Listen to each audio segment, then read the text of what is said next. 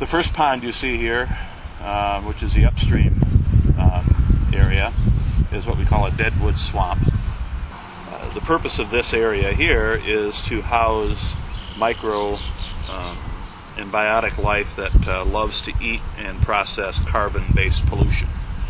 This second pond that you're looking at is a bell-shaped pond with a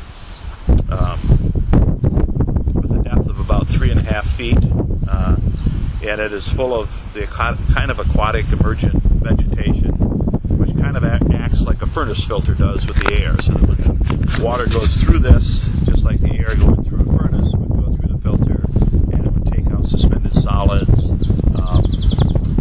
metals that are suspended in the water, grit and clay and that kind of thing.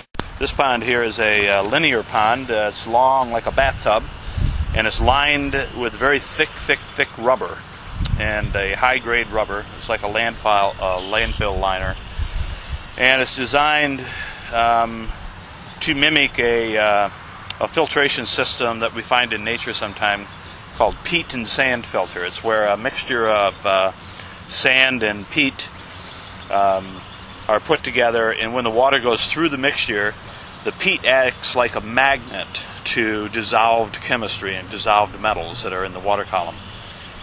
This cavity right here is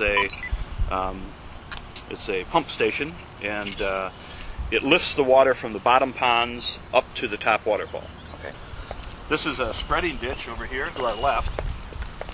Then from here, the water spills into a wetland floodplain, northern wetland floodplain, and then below that are 3 separate lower depressions in the ground that assist us in holding and manipulating the water.